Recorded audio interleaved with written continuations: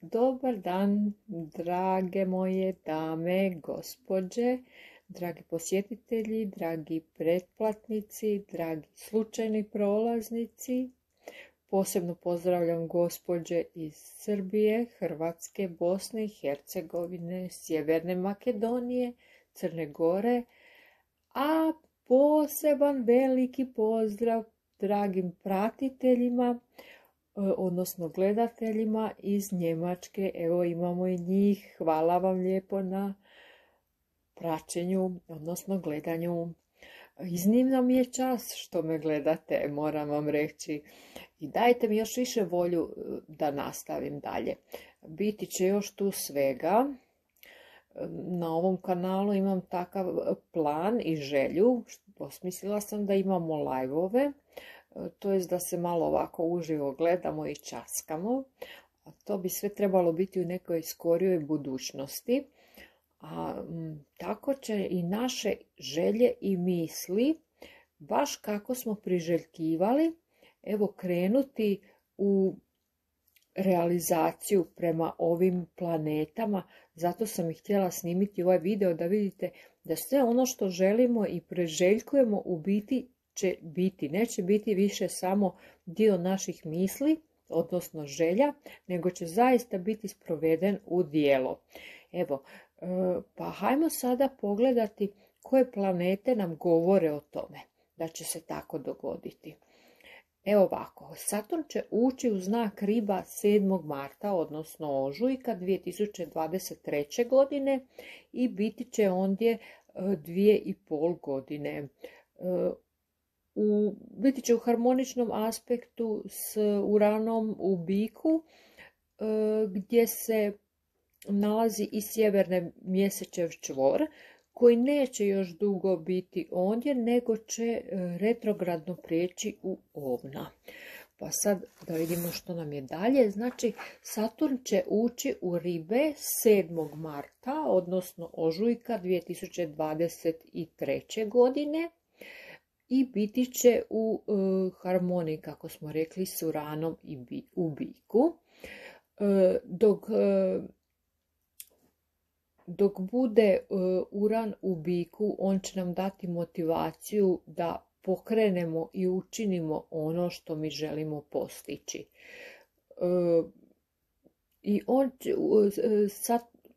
Uran u Biku će surađivati sa Saturnom u Ribama i dati će nam motivaciju da se pokrenemo i da postignemo ono što smo, evo, kako sam i rekla, davno željeli postići, napraviti, i to ovaj puta konkretno, a ne samo da nam ostane sve u mislima.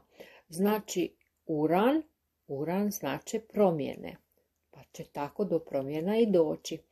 Ako želite promijeniti način života, mjesto života ili bilo što drugo, što ranije nije bilo moguće, od kada je Saturn bio još u Vodenjaku od 2020. godine, pa evo sve do sada, do marta 2023. sada ćemo to moći napraviti. Znači, sada će se sve promijeniti. Prije smo samo čekali na stvari da se dogode, da se nekako poslože, ali sada se one počinju događati same od sebe. Evo, i ako smo imali neke nesklade ili radili na nekakvim projektima, ako ih nismo napustili da samo odu, ili ako smo radili na ljubavnim odnosima ili partnerstvima nekakvim poslovnim, ako nismo samo, otpisali ih, sada će biti ti odnosi, znači, sve bolji i bolji i imat će jako dobar potencijal da uspiju. Kako ljubavni, tako partnerski, tako i društveni, znači sve će nam biti bolje. I kada Saturn, znači, uđe u Ribe, tada će nam se otvoriti mnoge prilike i mnoge mogućnosti. Znači, same od sebe se otvaraju. Nećete vjerovati kakav benefit ćemo imati. Prilike nam daje i Jupiter, a Jupiter će ove godine također ući u Bika. Evo, sve vam je ovdje plavo podvučeno, pa vidite šta je što. Znači ući će ove godine u bika od sredine maja 2023. Znači od sredine 5. mjeseca pa će otprilike tamo biti godinu dana. Imat ćemo ispred sebe prave šanse da napravimo promjene, ali će to ovaj puta biti promjene u dobrom smislu riječi. Imat ćemo potencijal za uspjeh. Neptun je od ribama od 2012. godine. Vrlo je spor. U stvari je spora planeta, također je podvučen plavo.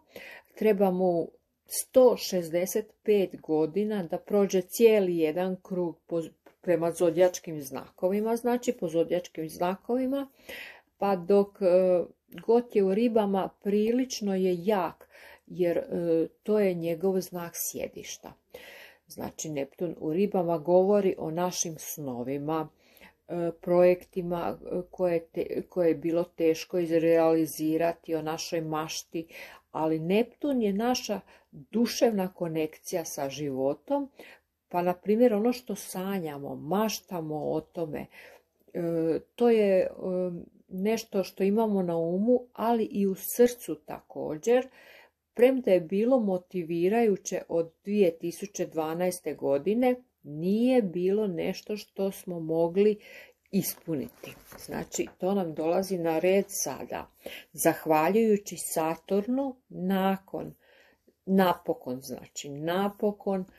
7. marta 2023. godine udružit će se s Neptunom i sve ono o čemu smo maštali i sanjali početi će donositi konkretne rezultate. Postojati će u biti stvarnost, ono o čemu smo maštali. Jer Saturn će dati potencijal da se sprovede naši snovi i mašta u djelo. Pa naša intuicija i inspiracija biti će nadogradnja sa Saturnom, ali i također i sa Jupiterom, jer kada Jupiter uđe u bika od sredine svibnja i on je podvučen evo plavo, 2023. mjeseca, godine od 5. mjeseca 2023. Jupiter nam neće donijeti samo promjene po pojedinačnim znakovima, nego će to biti masovne promjene. Znači, on će biti kompatibilan i surađivati će sa svim planetama, evo, koje će se tada naći u biku, kako bi nam pomogao da nam život postane bolji napokon. Evo, kažem vam napokon. Ali to nije jedina stvar. Evo, sad ću vam samo još nešto reći i gotova sam. Pluton, najsporiji planet, znači on će od 23.3.2023. promijeniti znak. I to će biti prvi puta u 248 godina. 20 godina tranzitirao je u znaku vodenjaka koji obilježava ljude, društvo, humanost na zemlji. U vodenjaku on znači tehnologiju, inovacije i evoluciju razmišljanja kod ljudi, sve nešto što je neočekivano. I sad kada Pluton promijeni znak, neće trajati dugo jer opet će se vratiti u jarca, jel? Ali evo, donijet će nam nekakve dobrobiti. Jer tek na kraju 2024. godine Pluton zapravo dolazi u vodenjaka i tamo će biti 20 godina, imati će puno utjecaja na ljudski život i vrlo, vrlo dubok učinak na cijeli svijet. Ostaviti će baš dubok učinak. Pluton označava regeneraciju, obično znači da nešto treba prestati. Kako kažu umrijeti, treba nešto umrijeti da bi se nešto rodilo. Znači nešto treba prestati da bi nešto počelo. Pa će tako i kod vas vjerojatno doći do nekakvog ciklusa, do nekakvog kraja i nekakvog novog početka. Znači moći ćemo se transformirati u ono što smo prije željeli ili ono što želimo i dati će nam slobodu. Evo da to sada napravimo. slobodu da počnemo zapravo živjeti novi život ili novi način života onako kako smo ga htjeli živjeti. Ali može nekima postati i tenzija, jer neće željeti promijeniti ništa u životu. Oni koji su do sada živjeli dobro, željet će i dalje takav način kakav je, a evo Pluton će nažalost tjerati na promjene. Evo, sjećate se kada je Pluton počeo tranzitirati Jarcem 2008. godine, katastrofa. Znači, bio je najjači, hajmo reći, vladar na ovom svijetu, a to je novac. Znači, on je označavao novac i odjednom je došlo do gubitka novaca, masovnih otkaza, ljudi su ostajali bez posla, banke, znate da su propadale, cijeli svijet je bio u velikoj krizi. Evo, sada je to iza nas i hajde da se veselimo Plutonu u Vodenjaku. Ja se nadam da sam bila kratka, želim vam svako dobro i biti će videa još samo ako vam se sviđaju. Sretno i jedva čekamo ovaj Saturn u Ribama, jel?